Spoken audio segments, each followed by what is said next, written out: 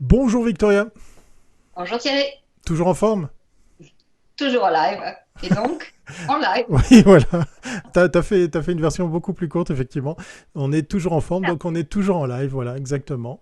On est mardi, c'est le deuxième jour de cette longue semaine d'entrevues, d'interviews, d'invités.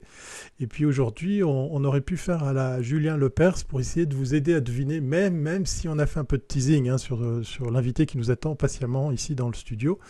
Avant toute chose, avant de découvrir notre invité, qu'on se réjouit justement de découvrir, on vous rappelle que vous avez le droit de liker, vous avez le droit de partager, vous avez le droit bien évidemment de venir interagir en posant des questions, surtout aujourd'hui parce que je suis sûr que vous êtes toutes curieuses et curieux de pouvoir en savoir plus sur notre invité. Et puis si vous manquez ce live, vous êtes excusé puisque vous pourrez le revoir en replay sur cominmag.ch, en replay dans la newsletter. Mais place à notre invité. Alors, on l'a fait façon Julien Lepers. alors, Il a deux téléphones. Il s'en sépare jamais, même sur son lieu de travail. Il est à s'inviter dans tous vos foyers avec le plus grand plaisir hein, pour chacun de nous. Il est même ton. il est même. J'ai démarré le journalisme avec lui. Oui, C'est dit. voilà, c'est pour dire. Ça, j'ai mes lettres de noblesse avec. C'est bon. Hein. Bon, allez, je te passe le micro. De qui s'agit-il, Victoria? Darius Rochbar, je pense que vous l'avez découvert. Journaliste à la RTS, et puis le grand maître du TJ, et puis aussi de l'émission Pardonnez-moi, qui est toujours très. C'est une grande leçon d'interview à chaque fois. Franchement, on t'arrive même pas à la cheville. Hein. Mais bon, on prend note, on prend note, on prend note. Bonjour Donc, tu Darius, bienvenue. Bonjour, bonjour, ça on va va? voir si on va y Il faut jamais refuser les compliments. Vous savez, on dit ceux qui refusent les compliments veulent être complimentés encore plus. Donc, non, Oh, ça y est, ça y est, ça y est. voilà. C'est moi qui voulais faire la Ça me fait plaisir. ça Je, renvoie. je passe tous les jours devant le journal de Genève où en effet j'étais pigiste de même que Victoria Marchand. Et voilà, c'est des souvenirs. Je sais pas très bien. Enfin, l'immeuble est toujours là. Il y a toujours le rez-de-chaussée où il y avait des immenses rotatives, mais il n'y a plus de journal de Genève. Mais il y a d'autres formes de journalisme. Exactement. Darius, démarrons ce live. Alors, qu'est-ce qui a le plus changé pendant cette pandémie dans ta manière de travailler? Je pense que quand même, une crise, c'est toujours aussi une opportunité. Et puis là, tout d'un coup, plein de choses ont changé. Raconte-nous. Bon, ce qui a le plus changé, c'est ce qu'on est en train de faire là, c'est-à-dire tout à coup un certain nombre de codes télévisuels qui étaient assez stricts se sont ouverts, ce qui ne veut pas dire que les anciens codes ne sont pas restés. On continue à faire de la télévision de manière tout à fait traditionnelle, mais par exemple Skype, on a mis des années avant d'intégrer Skype dans nos directs, et ça s'est fait finalement en quelques jours sous la pression de l'événement. On dit toujours l'événement est roi, et c'est vrai pour tout, c'est vrai dans la manière de le traiter, mais c'est aussi dans la forme et dans la forme technique. On a vu aussi apparaître l'intérieur des interviewés. C'est toujours, je dirais, c'est la grande nouveauté dans tous les interviews. Alors, il y a ceux qui mettent des bibliothèques, il y a ceux qui ont un seul meuble, il y a ceux qui ont un mur tout seul. Qu'est-ce que ça dit des gens? Bon, ça dit ce qu'ils ont envie de montrer. Vous savez, il y a ce destin humoristique qui circulait où vous voyez quelqu'un qui fait son petit studio Skype chez lui, du partout ailleurs, il y a des bouts de pizza qui traînent, etc. Mais on fait juste son petit coin. Alors là, je sais pas, voilà, c'est dans l'autre sens. Ouais, C'est ouais. comme pour faire la météo, on se trompe toujours. Là, j'ai les heures complètes de Churchill. Je me suis dit que ça, c'est pas mal. Donc chacun, en fait, Ah compose non, aussi un peu sa c'est ça. bibliothèque. Bravo, bravo. Ah, je te connais, t'es un pro. Est-ce qu'il y a eu des moments où vous avez eu peur que la pandémie, disons, touche la rédaction et puis que vous retrouviez finalement avec pas assez de journalistes pour couvrir toute cette période, quoi? Oui, bien sûr, il y a eu des mesures très strictes assez vite. Séparation par des parois en plexiglas, en régie par exemple entre le réalisateur et la script qui normalement sont très proches, parois en plexiglas, parois en plexiglas au montage. Enfin, au montage, c'est plutôt qu'on a utilisé la cabine son pour séparer vraiment le plus possible le journaliste du monteur. Partout, évidemment, beaucoup de mesures ont été prises très très vite. Et il y avait cette crainte, évidemment, qui heureusement aujourd'hui, pour l'instant en tout cas, s'est révélée très en dessus de ce qui s'est passé. Les premières émissions qui étaient très d'information, d'alerte, ont suscité énormément d'émotions. On sentait les intervenants. Enfin, je veux dire, il y avait quelque chose. C'était assez unique pour toi aussi. Tu avais déjà Oui, vu ça? Non, ce qui s'est passé est vraiment unique. Vous savez, en Suisse, malgré tout, même si on a de la peine à se l'avouer parce qu'on a envie de faire partie de l'histoire du monde, en réalité, on a souvent été un tout petit peu à côté. On n'a pas vécu la première guerre directement, pas la deuxième guerre directement. On a échappé au fascisme, on a échappé au communisme. Il y a ce sentiment quand même qu'on était toujours un tout petit peu épargné par la tragédie. Il n'y a pas longtemps, j'étais à Berne avec une réunion d'ambassadeurs. Et au bout d'un moment, quand les discussions s'ouvraient un peu, je comprenais la différence énorme qu'il y avait avec ces pays qui nous entourent. Tous, d'une manière ou d'une autre, ont pris du sang. Quand vous parlez avec des Russes, avec des Français, avec des Allemands, avec des Italiens, ils vous disent « Ah, mon arrière-grand-père a été tué. Ah, mon arrière-grand-père a été déporté, etc. » Et ce n'est pas notre histoire. On a eu nos problèmes et on n'est pas complètement épargnés, évidemment, mais enfin, on est loin de tout ça. Et là, pour la première fois, vraiment, les gens, c'est-à-dire aussi les journalistes, la rédaction vivait vraiment dans l'histoire. Et ça change beaucoup. Dans cette période un peu compliquée pour travailler, surtout pour ramener de l'information, la partager le plus possible, est-ce que on se retrouve à être plus attentif à l'exemple qu'on peut montrer? On voit par exemple certains sujets, la perche tendue pour le micro, la distance avec l'intervenant. Est-ce que ça, c'est des éléments qui sont rentrés comme ça tout naturellement dans les façons de faire de tous les collaborateurs, de tous les journalistes, ou ça a pris du temps pour l'inculquer à un maximum de personnes sur le terrain? Parce que justement l'image est reine et on fait attention, enfin on est sensible à ce genre de mesures en tant que téléspectateur. C'est venu assez vite, c'est vrai. C'est la pression sociale dans tous les sens, hein, entre journalistes et autres professions, mais aussi entre le public et les journalistes. On faisait des Facebook Live au début, on était trop proches, présentateurs ou présentatrices trop proches du spécialiste. Et c'est les gens qui vous disent « Ah mais attention, vous nous parlez de distance sociale et vous ne l'appliquez pas vous-même, donc on a éloigné des tables. » Il y a tout ce processus. Oui, le regard social change énormément, mais on le voit dans la vie courante quand les gens ont tendance un peu à dénoncer en disant « En bas de chez moi, il y a un attroupement, etc. » Alors c'est le mauvais côté parfois et c'est le bon côté en même temps, une forme de conscience sociale qui est extrêmement forte. Alors, une petite question, parce que certaines perches ont dans un petit plastique et d'autres n'en ont pas. Alors, je n'ai jamais compris qu'est-ce que vous faites une fois qu'une personne a été interviewée? C'est quoi la règle? Est-ce qu'on change le plastique? C'est ça que tu veux poser comme question? Est-ce qu'on change le tissu? Je ne sais pas. Franchement, il y a eu toutes sortes de mesures. Par exemple, des gens qui ont fait une quarantaine du matériel, simplement qui ont laissé vous allez tourner à l'hôpital, donc vous laissez un certain temps le matériel, ou vous allez tourner à l'hôpital et puis ensuite vous nettoyez ou non le matériel. En réalité, on met le maximum de chances de son côté, mais il n'y a pas de science exacte. Par exemple, on a demandé au professeur Pité, qu'est-ce qu'on fait si on va tourner dans l'hôpital? Et il vous dit, le risque est quasi nul pour le matériel, à moins que quelqu'un vraiment vienne crachoter sur votre caméra. Ou si vous voulez être très puriste, vous poussez votre caméra quand vous rentrez. Mais ce n'est pas le mode de contamination quand même le plus risqué et le plus courant. La question qui peut se poser aujourd'hui, c'est le journalisme qui s'est fait pendant cette pandémie. C'est un journalisme, je dirais, où vous avez parlé avec des experts, vous les avez écoutés, on a tous appris de ces experts, on a entendu des hommes politiques.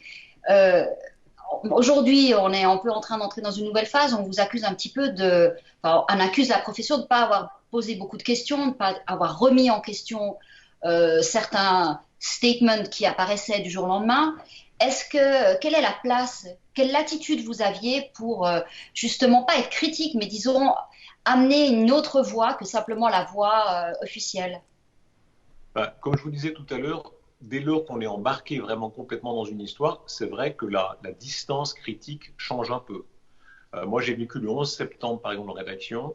C'est vrai que dans un pays neutre où il y a eu très peu de faits terroristes pendant tellement d'années, on parle du 11 septembre très différemment que si on est américain. Les journalistes américains avaient vraiment une vision du 11 septembre très différente. Quand ils parlaient de la guerre d'Irak, en tout cas au début, même les plus critiques d'entre eux avaient forcément pas la même attitude que nous en Suisse, de loin, etc. Et là, on est dans une autre logique. On est vraiment partie prenante dans nos vies, dans notre travail de journaliste, etc. Et ça a changé la donne, incontestablement, ça, il ne faut pas le nier. Mais ça n'empêche pas qu'on fasse notre travail de journaliste, qu'on pose autant que possible les questions. On l'a fait pendant sur les masques. assez tôt, hein, de façon assez régulière, on a réinterrogé les spécialistes en disant mais vous êtes vraiment sûr que c'est pas plus nécessaire que ça? Donc oui, le travail critique est resté. Cela étant, vous avez ce chef, vous savez, quand il y a des visites, souvent ils disent mais qui décide, qui est le chef, qui décide lors des sujets, etc. Et il y a plein d'explications un peu techniques. Mais au fond, le vrai patron des journalistes, le seul patron contre lequel on ne peut vraiment rien, c'est ce qu'on appelle l'esprit du temps. C'est l'opinion dans laquelle on est tous.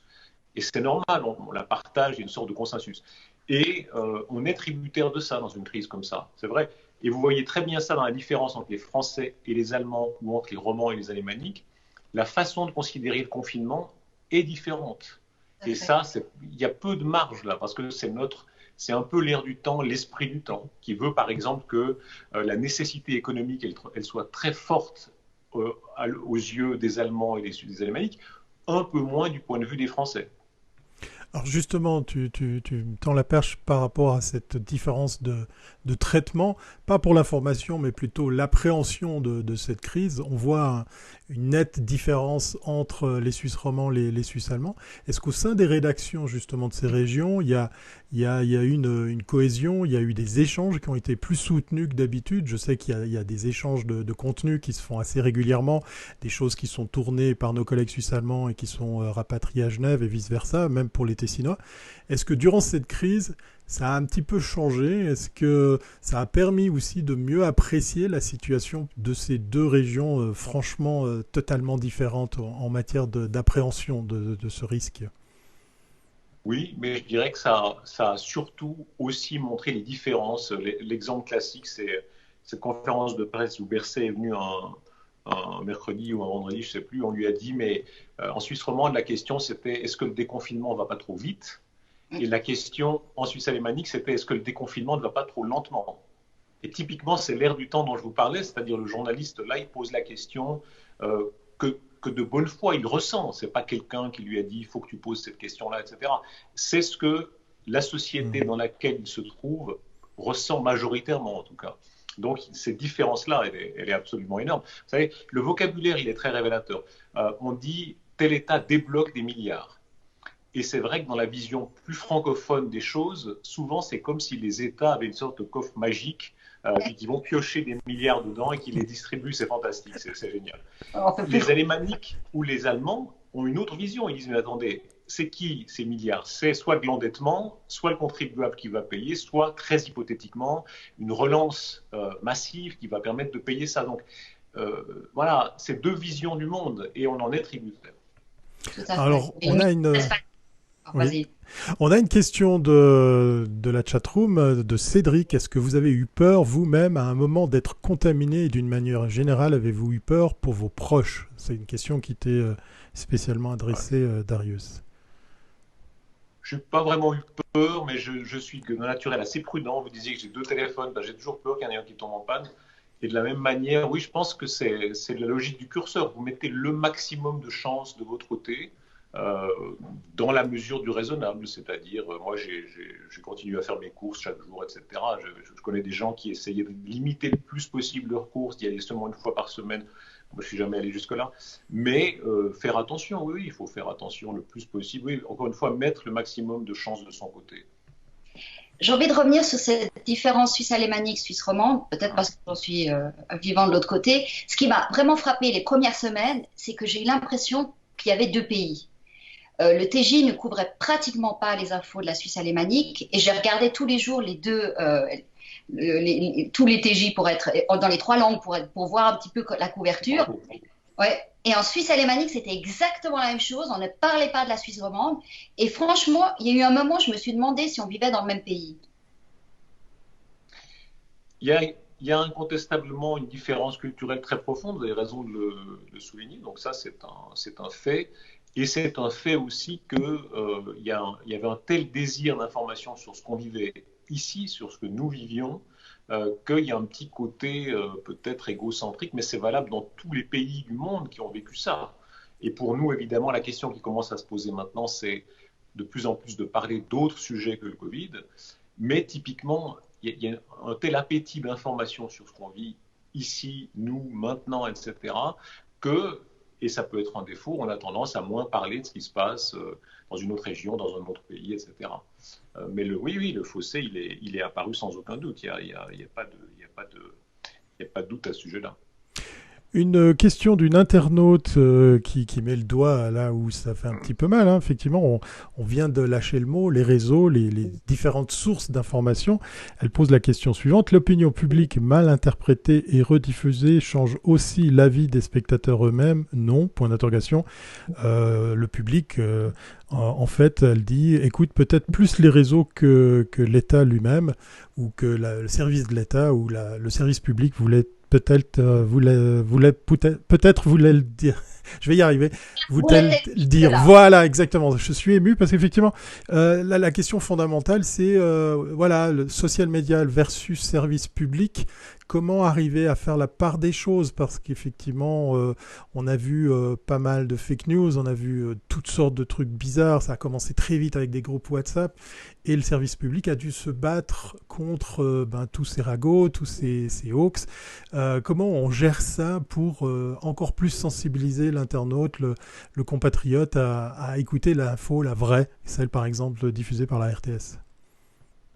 Bon, moi, je ne crois pas beaucoup à l'importance des fake news, c'est-à-dire, typiquement, vous parlez des thèses du complot ou autres qui ont circulé, sans doute, mais quand vous regardez la réalité du comportement des gens, les Suisses ont été très disciplinés.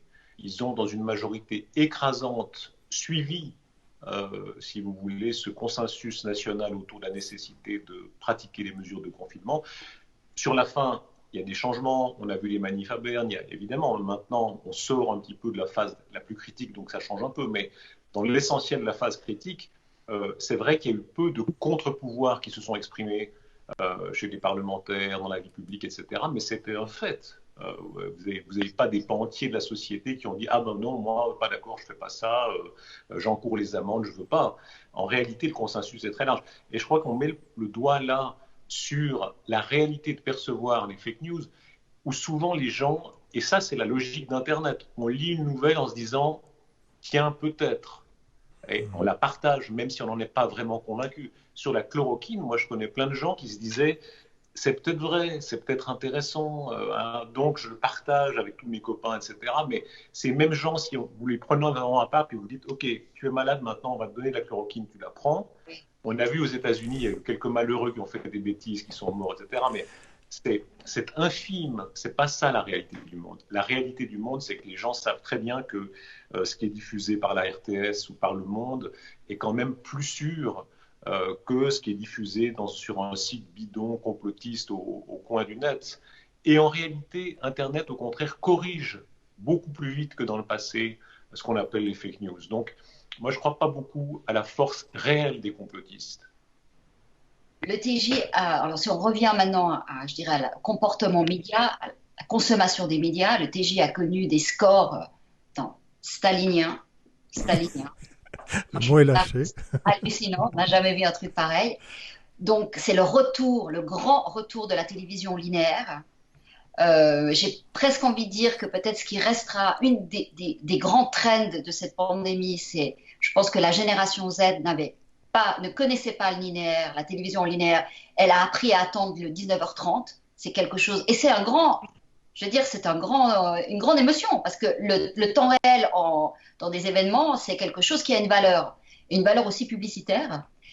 Donc, comment est-ce que toi, tu as vécu, comment est-ce que tu as vécu ces scores, comment tu les interprètes, et est-ce que tu penses que cette façon de consommer la télévision va rester, ou on va à nouveau revenir sur du picorage? Bon, il va forcément y avoir une forme de reflux, on l'observe déjà dans les audiences. Il y a des audiences tout à fait hors normes qu'on a connues, elles sont en diminution très légère encore. Il y a vraiment un appétit très très grand d'informations sur le Covid. Mais moi, ça rejoint une intuition que j'ai toujours eue, qui est que tous ces modes d'information se surajoutent les uns aux autres. C'est-à-dire que, et c'est vraiment l'histoire ancienne déjà, la télé n'a pas tué la radio, Internet n'a pas tué la télé, et au fond, on se rend compte que la capacité de s'informer, de cultiver son esprit, de se divertir, etc., est à peu près sans fin. Et on l'a vu aussi dans les modes très concrets d'utilisation des techniques. Zoom ou Skype se sont ajoutés encore à d'autres modes de communication. Et c'est le même débat qu'on pouvait y avoir, je ne sais pas, il y a combien d'années, 100 ans, sur le téléphone un peu moins, où on disait, voilà, le téléphone arrive, oui, mais le téléphone n'a pas supprimé la vie réelle, les réunions ont continué après le téléphone. Et de la même façon, je suis sûr qu'effectivement, il y aura des traces. Donc, il y aura beaucoup plus de télétravail, il y aura beaucoup plus de réunions Zoom, etc. Ça perdurera. Mais en même temps, tout ce qui était la vie d'avant continuera aussi. Tout se surajoute. Ça, c'est le mystère. Je me rappelle très bien quand j'étais, je ne sais pas si vous vous souvenez, quand c'était la grande vogue de Canal+, où tout à coup, vous aviez un média qui pariait sur le fait que le divertissement va devenir une industrie massive. Et moi, j'avoue, j'étais plutôt du camp des sceptiques, parce que de façon un peu austère, je me disais, mais c'est pas vrai, les gens, ils peuvent pas. Et en fait, si, on a une capacité, pour ainsi dire, infinie de consommer ce genre de produits. Je vois maintenant dans le train, moi, j'ai pas ces habitudes-là, mais il y a des gens, des pendulaires, qui arrivent à regarder à peu près un film par jour. Ils regardent un film en allant, moitié du film en allant, moitié du film en rentrant. Ça leur fait 5 films par semaine. Et en plus, ils regardent Netflix le soir. Et en plus, beaucoup d'entre eux regardaient, ça paraissait tellement improbable pendant cette période de confinement, ils regardaient des vieux Louis de Funès, ils regardaient Le Père Noël est une ordure, etc., en programmation classique. Donc, c'est des gens qui regardaient quoi, 10 films par semaine. Moi, j'arrive même pas à en voir un. C'est ça qui est fascinant. Et pour l'information, c'est pareil. C'est-à-dire, on peut regarder, écouter Forum le 19h30 et en plus aller sur les réseaux et en plus pratiquer des modes de consommation extrêmement divers. Mais on a redécouvert regarder la télévision dans son salon, en famille. Ce qui était très important. Qui avait disparu. Et ça, c'est quelque chose pour les moins de 20 ans, c'est quelque chose qu'ils n'avaient pratiquement plus jamais vécu. Enfin, ils ne l'avaient jamais connu, ça. Et je pense qu'une partie de ça restera. C'est-à-dire qu'effectivement, partager un événement en direct, le commenter en direct, réagir parfois dans l'émotion, dans le rire, etc., ça reste quelque chose d'extrêmement fort. Et on le voit bien avec les collègues des sports, vous savez à quel point le direct sportif reste quelque chose. Eh bien, le direct info général restera aussi quelque chose d'extraordinairement puissant. Et d'ailleurs, toute proportion gardée, ça s'observait déjà avant la crise du Covid quand même, chez des gens moins jeunes, c'est vrai, mais la magie, comme on dit, la magie du direct, mais c'est plus profond que ça, c'est vraiment le désir d'être informé à la seconde restera. Depuis l'invention des agences de presse, on dit que je crois que c'était telle dépêche qui a annoncé quand Napoléon, je crois, avait perdu telle bataille. Plus vite on est informé, mieux c'est. Ça restera éternellement. Alors justement, à propos d'information, on a un challenge qui est proposé par un internaute au nom de Marc. Il demande tout simplement, serait-il possible d'essayer de faire une fois un journal télé, un journal du TJ, sans aborder le sujet du Covid-19, histoire de changer les idées des téléspectateurs? Que répondre à une telle proposition? Il a raison, il ou elle, pardon, qui est-ce qui pose C'est la Marc, question? c'est Marc qui nous pose la question. Marc, bonjour, bonsoir, vous avez tout à fait raison. Et on essaye vraiment, on avait notre réunion tout à l'heure, Bernard Rappa, notre rédacteur en chef, lançait la discussion. On se disait qu'effectivement, il faut essayer absolument de varier les sujets. On ne peut pas faire éternellement des journaux 100% consacrés au Covid, même si on essaye de plus en plus de varier. Ce week-end, par exemple, on essaiera de varier les sujets. Mais c'est vrai que ça a pris une place énorme. Cela dit, il faut toujours se méfier. C'est comme les fake news. Théoriquement, on dit les fake news c'est dangereux. Dans la réalité, les vraies fake news qui commencent à être dangereuses, elles sont heureusement très rares. Le journal télévisé, souvent on dit j'ai envie qu'on me parle d'autre chose, et puis malgré tout, on a envie qu'on. C'est comme quand les gens vous disent le journal des bonnes nouvelles. Vous savez, c'est cette idée qui revient tous les ans. Là. Ça ne marchera pas. Comment? Ça ne marchera jamais, le journal des bonnes idées. Est-ce que tu le regardes? Parce que malgré tout, on n'a pas tellement envie de jouer avec ça. On n'a pas tellement envie de jouer que ça avec l'info. On veut ce qui se passe dans le monde et en Suisse. Et on n'a pas envie d'artifice. Il y a une internaute qui nous dit, eh bien, j'espère que les gens sont contents de ne pas avoir dit oui à non-bilag, finalement. Voilà, tu vois, service public.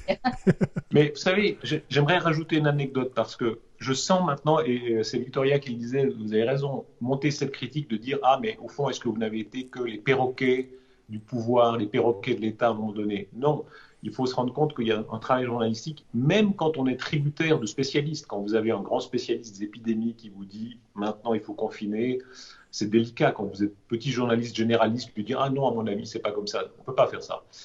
Mais l'esprit critique est quand même là. Je peux vous dire, par exemple, au plus fort de la crise, on avait une ministre cantonale qui devant moi a appelé son état-major pour dire mais combien on risque de morts. Et son état-major a articulé au téléphone un nombre de morts qui, moi, m'a paru complètement délirant pour son canton. C'était plusieurs milliers pour un seul canton roman. Et bien là, quand vous êtes journaliste, vous vous dites quoi? Vous vous dites, est-ce qu'on donne l'info? Et c'est pas vraiment de l'info, parce que ce sont des modèles, et puis en réalité, ces états-majors, ils travaillaient sur plein de modèles en même temps. Et si vous voulez faire du sensationnalisme facile, bien sûr, vous pouvez donner l'info. Vous pouvez dire, ah, dans le canton de Vaud, dans le canton de Neuchâtel, on pense qu'il y aura des milliers de morts, etc. Mais c'est pas de l'info, c'est bidon. Et donc, moi, je ne l'ai pas donné, par exemple. Et ce type de réaction-là, on a plus ou moins les bons réflexes d'un jour à l'autre. L'info, c'est un jour chasse l'autre. Mais ce type de réaction-là fait que quand même, vous continuez à exercer un esprit critique, même dans des domaines où, évidemment, vous avez un regard quand même très général. Alors, justement, à propos de sensation, de sensationnalisme, que penser? Je pense que tu as quand même un regard peut-être critique sur nos voisins. Je pense à nos copains français, pour ne pas les citer. Est-ce que d'autres pays sont source d'inspiration, de critique, de comparaison? Comment tu vois le traitement de l'info durant cette crise, justement, par tes collègues européens? Je suis frappé de voir à quel point, ça revient à la discussion qu'on avait tout à l'heure sur les mentalités. Les mentalités sont quand même très, très, très diverses en Europe, quoi. La discussion sur le monde d'après, c'est fascinant. Quand vous avez des gens très pragmatiques, très terre-à-terre, qui traitent ça comme si c'était une crise purement sanitaire, certains gouvernants, même Mme Merkel par exemple, hein, très froid, très technicien, qui de manière scientifique dit voilà, on va sortir de la crise et puis ensuite l'économie va reprendre comme avant et c'est tant mieux. Et à l'autre extrême, des gens comme le président Macron qui dit on va réfléchir à un monde tout différent, plus rien ne sera jamais comme avant, etc. C'est fascinant quand même. En 2020, on est combien d'années après on célébrait l'anniversaire de l'Europe qui était ça, et en même temps, le génie des nations reste tellement différent. Moi, ce qui me stupéfie à chaque fois, c'est tous ces spécialistes qui sortent d'on ne sait où. Dès qu'il y a un problème, on a 150 000. Comment vous les sélectionnez? Parce que franchement, je ne savais pas qu'il y avait autant de gens qui travaillaient sur les épidémies en Suisse, hein. C'est hallucinant. Bon, alors d'abord, vous avez les vrais spécialistes et puis vous avez ceux qui sont un petit peu moins spécialistes quand même, mais qui se rapprochent un peu de la spécialité. Après, il y a eu des écoles, hein. Il y a les catastrophistes, les moins catastrophistes. Et c'est vrai que si vous voulez faire l'exercice maintenant, vous pouvez vous amuser à aller chercher la prévision d'un tel et d'une telle et dire ah, mais vous aviez dit qu'il y aurait 30 000 morts, ah, mais vous, etc. Il faut se méfier un peu de cet exercice-là parce que c'est facile et en même temps, chacun pourra vous dire oui, mais j'avais dit ça s'il n'y avait pas eu les mesures de restriction. Or, il y a eu les mesures, donc j'avais en partie raison. Donc, il faut garder quand même une petite marge d'indulgence. Moi, j'aime bien l'indulgence. Si on peut en bénéficier, tant mieux. Mais il faut essayer d'être indulgent aussi pour les autres et puis considérer qu'il y a un droit à l'erreur. Il y a aussi une façon d'interroger les spécialistes. C'est vrai, si vous tombez vous-même comme journaliste dans le travers de leur dire qu'est-ce qui va se passer, souvent, c'est mauvais. Parce que faire de la futurologie, faire de la prédiction, c'est dangereux. Et souvent, ce n'est pas le job d'un épidémiologiste. Mais en revanche, dire ce qui se passe, donner les bons conseils sur là où on est maintenant, ça, c'était notre travail et ça continue à l'être. La phrase de Nouria Gourité, juste, je finis avec ça, des emplois, enfin, des chômeurs ou des morts, ça a été un des résumés, je trouvais, les plus hallucinants qu'on ait entendus. Est-ce que tu gardes cette phrase aussi en mémoire? Moi, ça m'a stupéfait. C'était vraiment saisissant, absolument. Et c'était intéressant parce que c'est moi qui l'ai interviewé, c'était pendant le Facebook Live. Ouais. Et vous voyez comment même une responsable d'État, elle se fait gagner par l'ambiance, par l'émotion, etc. Parce que un peu avant, elle a fait une première intervention dans le journal, elle était un peu plus froide, disons. Et puis là, l'émotion a gagné. Et là aussi, évidemment, si a posteriori, il y aura, c'était peut-être excessif, trop émotionnel, etc. Il y a des gens qui pensent, hein, pour finir, il n'y a pas, entre guillemets, pas tant de morts que cela, même s'il y a énormément de morts et ça reste tragique. C'est là aussi où il faut sans arrêt replacer les citations dans leur contexte. Mais ce qui est sûr, c'est que les crises grandissent les gens. Ça, il n'y a aucun doute. C'est-à-dire, on parlait de Nouria Gourité, je pourrais vous citer plein d'autres exemples. Je ne vais pas citer d'autres noms parce que parfois, ce n'est pas très flatteur. Personne, sa phrase, il a eu des phrases célèbres. Absolument. Il restera dans l'histoire. Et sur des t-shirts.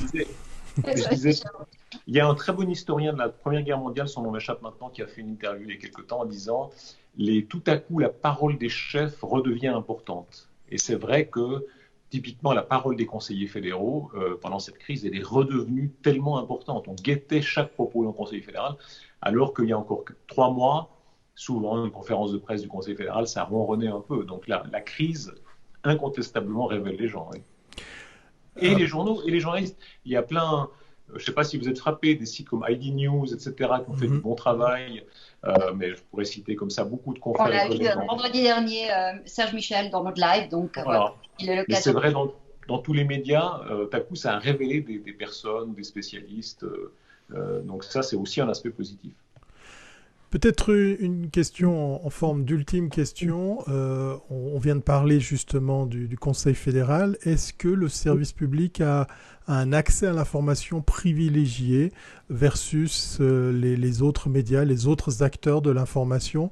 Est-ce que justement en période de crise, les liens sont plus resserrés entre la mission du service public, les informations dictées et distillées par l'ECF, ou ça n'a rien changé par rapport à ce qui se faisait avant? Disons, là, ce qui était frappant, c'est évidemment le volume, parce qu'il y avait souvent 2 conférences de presse importantes par semaine.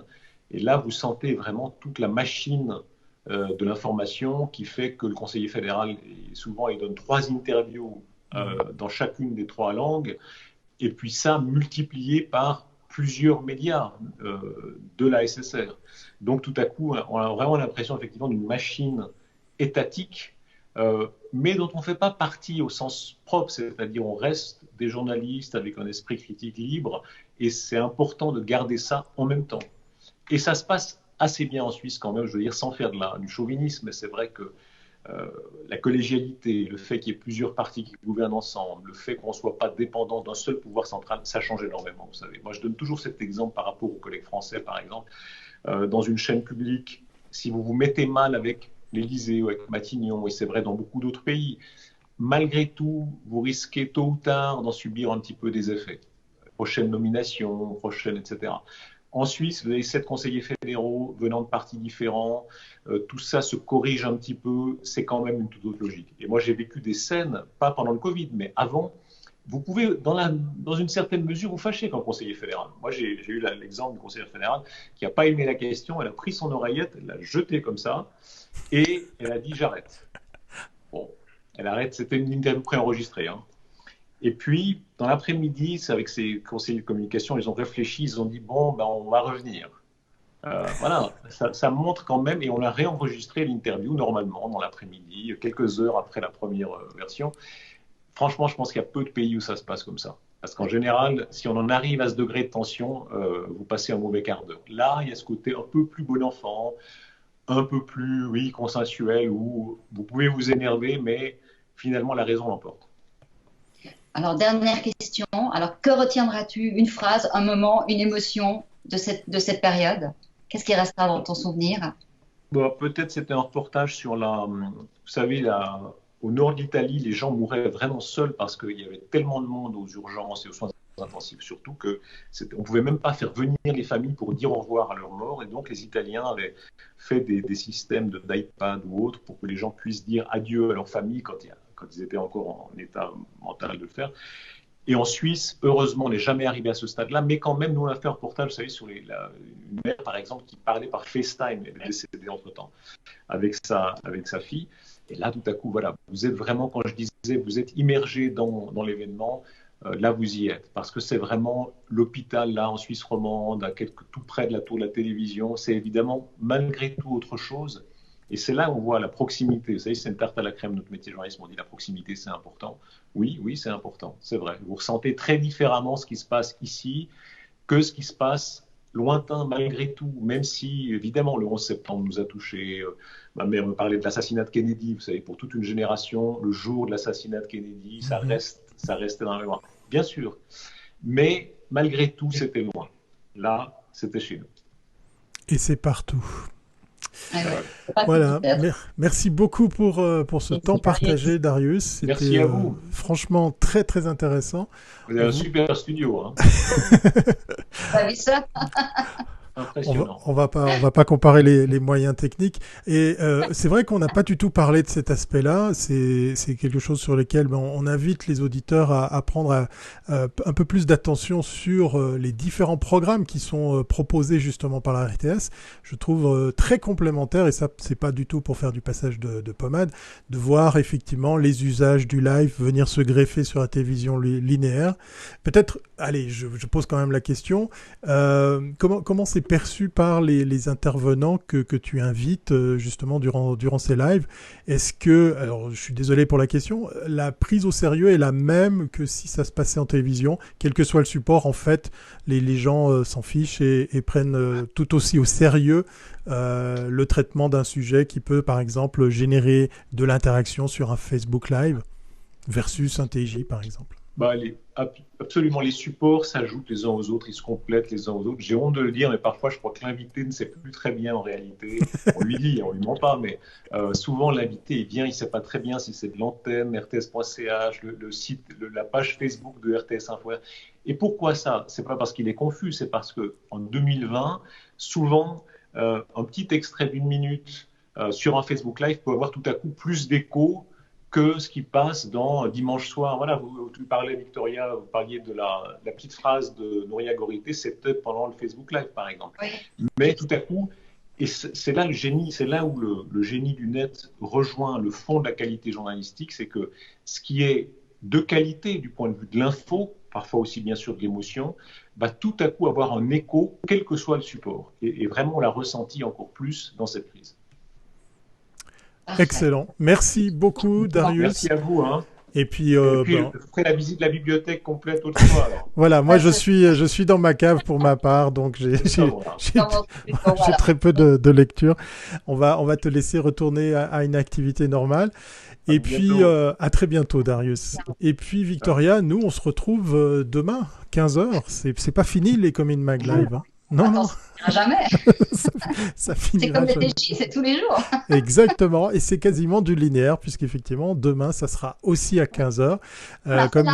Nous aussi, on a recréé le linéaire sur le web. Je réalise qu'on a copié effectivement des recettes qui fonctionnent.